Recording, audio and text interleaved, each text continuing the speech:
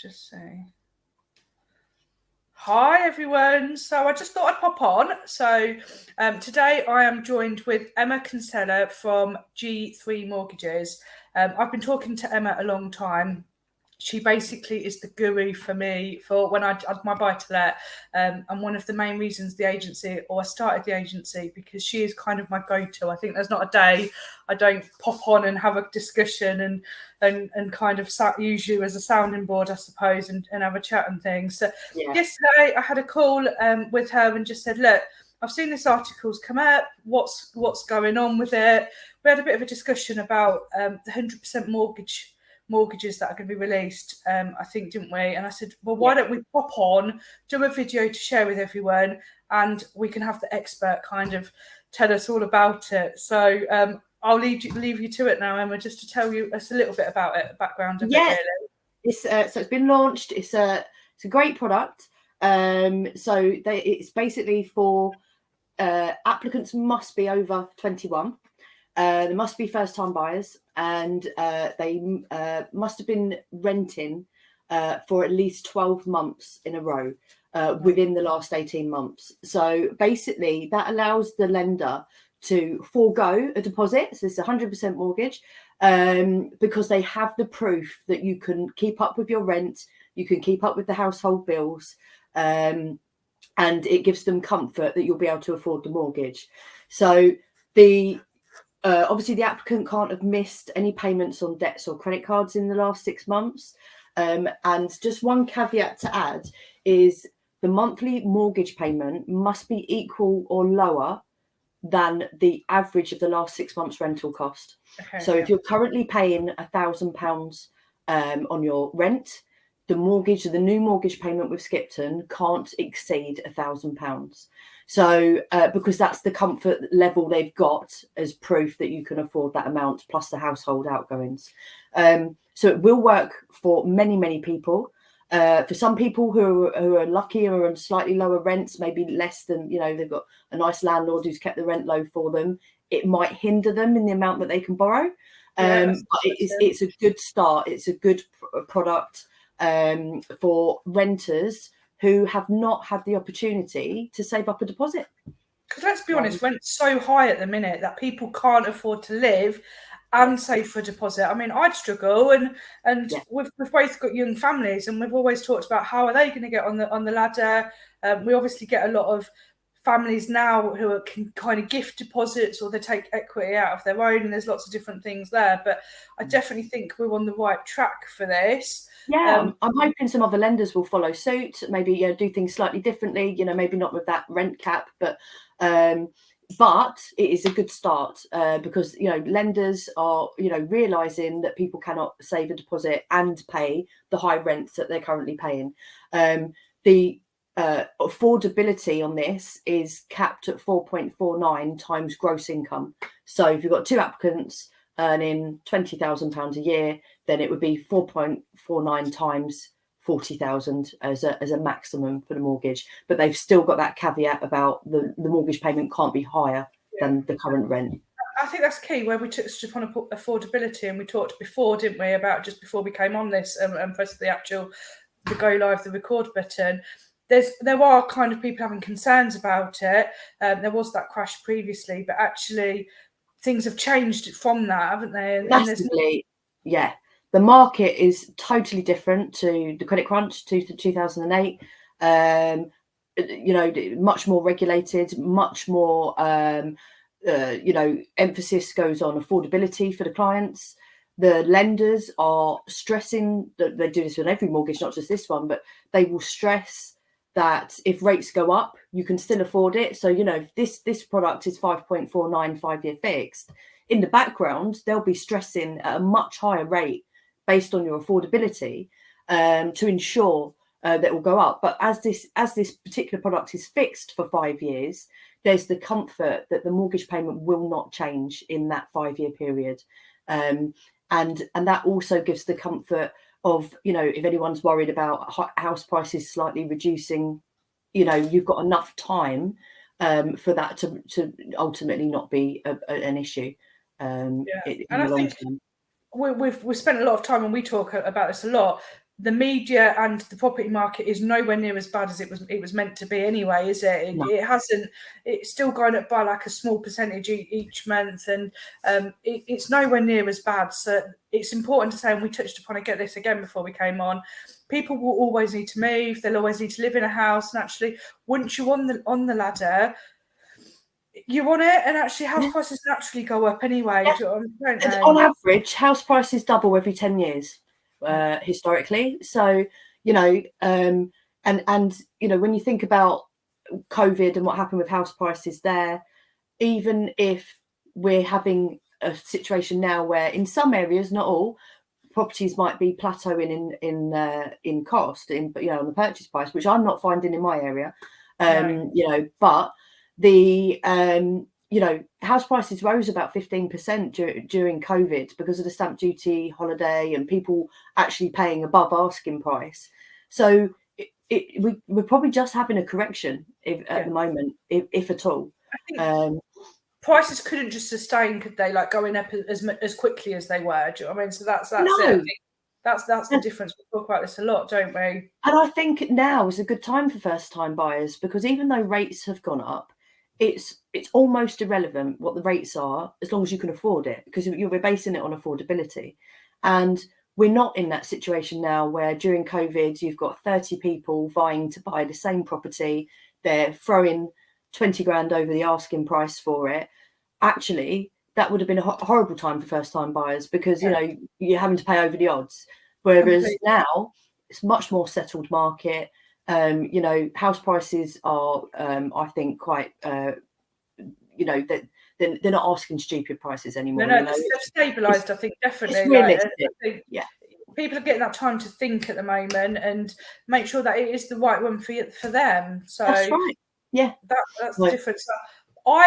I think what we've talked about is hopefully there's more lenders that will come on and offer the projects. That tends to happen, doesn't it? But this is the first one that's been released, isn't it? First 100% I've seen in many years. Yeah, and you know, there's other options for people if this is not a product for them, but you know, we can let clients know if they're eligible for this or not. And I think that's the key. I think people, unless they've had that conversation, and I remember the first time I went for my mortgage appointment, my goodness, I was terrible. I was terrified. There's not even any doubt about it. We all know, and Emma knows my finances probably better than my husband and my family and everything. I eat too many takeaways. I'm very good at, eating out, and actually, which is just normal, and understanding kind of what goes on. So it's just having that first point, isn't it? And having that conversation with people. And even if people aren't ready now to move, we're always happy to speak to first-time buyers, explain the process, explain what they can potentially borrow, even if it's not this 100% product. If they've got a bit of deposit, we can always walk everybody through it. And even we help out.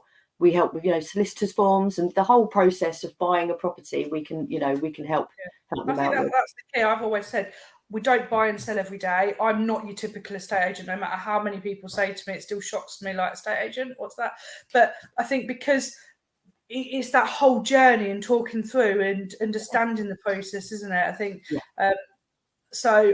I think this is a good product. I think it's good to start having conversations and it was useful to kind of explain this a little bit more, because the headlines always only give a certain amount of something. They don't. I've been saying this for a long time. So there's always a backstory. There's always something else. Actually, we've kind of covered everything with that, haven't we? Really? Yeah, I think so. But yeah, it's a good product, and I think Skipton will have a lot of people interested in it. I've already had lots of inquiries.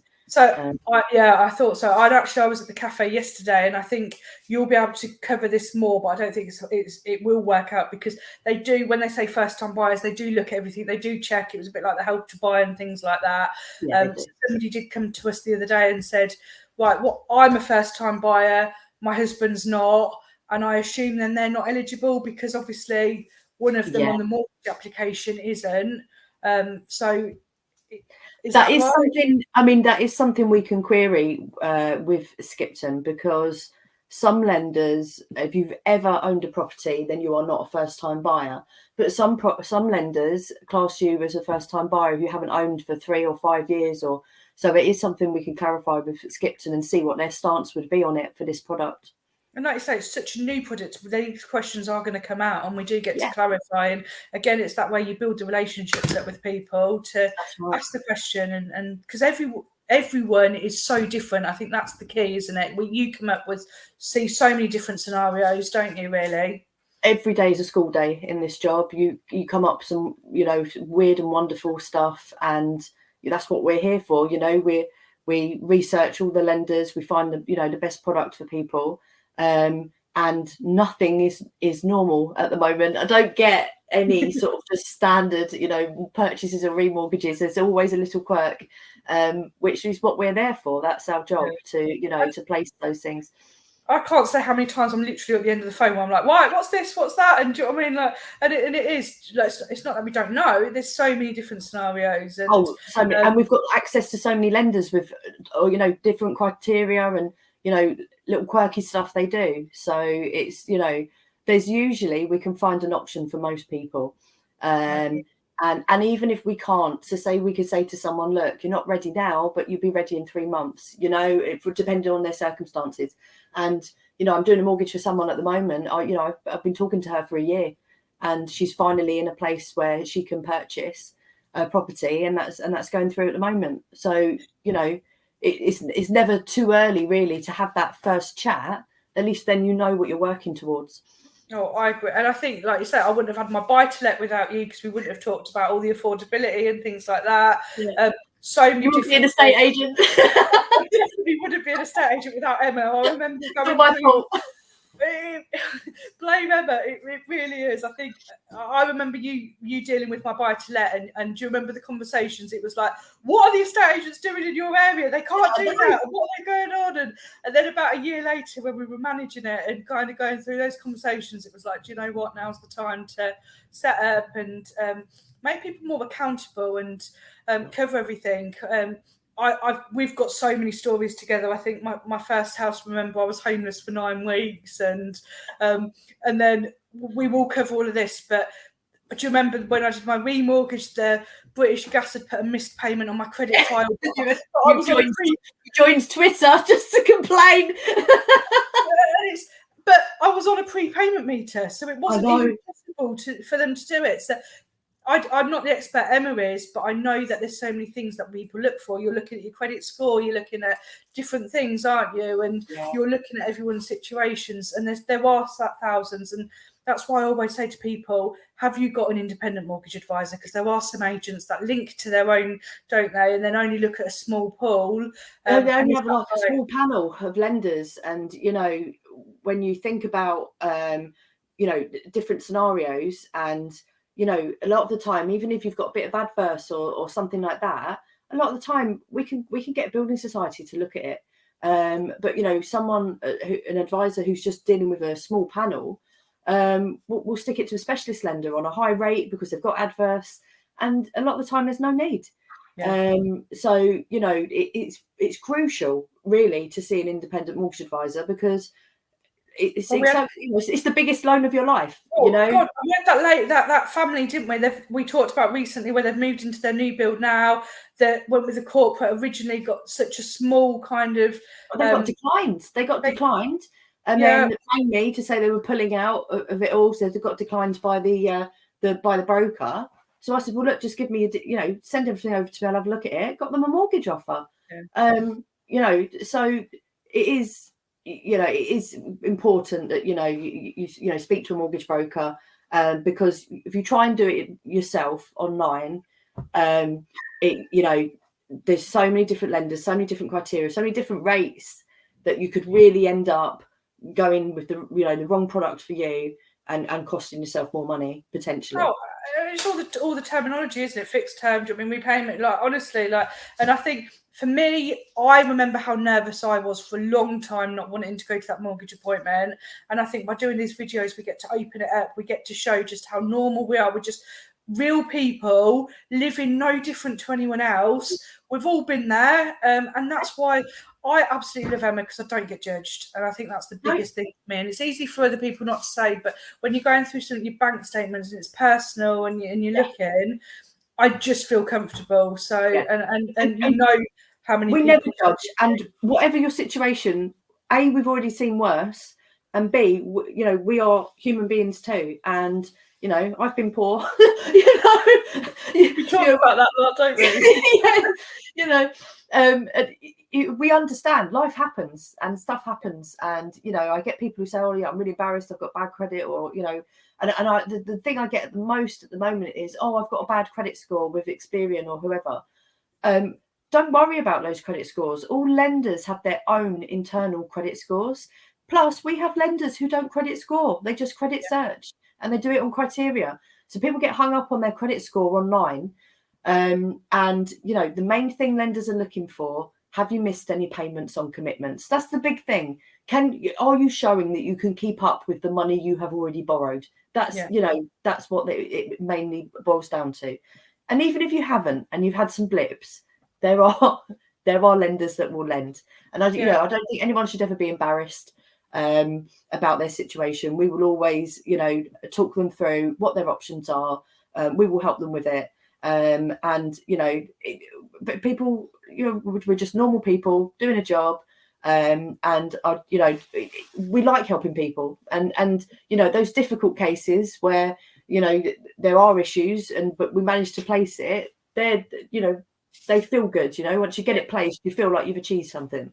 Oh no, and I think what we'll do is we'll keep people updated with the Skipton mortgages, the 100% mortgages, and things like that. And as questions arise, and we have mentioned about doing more of these sessions because there's just so much around mortgages, isn't there? There's so much. I mean, even if people don't qualify for this 100%, there are other options. So even though this is great, there are plenty of other options for people who don't have a deposit. Maybe our next session we'll talk about like the agreement in principle or something like that, about the first step, isn't it? And kind of seeing what you can kind of eligible for, and because how do you know what to look for if you haven't been kind of know what you can afford or you're going to get approved for? And it's like everything in life, you don't know what you don't know, do you? And that's, you know, and that's the thing. So I think there's probably many more of these videos we could do. We're going to keep them updated. I think that they are useful. We can be contacted in the week. I've got my Facebook page, so it's just Canon and Co on Facebook and different things. And I do tag you in quite a few posts if I can, if they're relevant. So it's just G3 Mortgages, isn't it? Yours is. Yeah, and then you can just message on the page and ask for Emma, and I will answer. She is amazing. But no, I think we've covered this today, and then we'll carry on next week, or maybe do some more soon. Brilliant. Lovely. Speak to you later. Take care.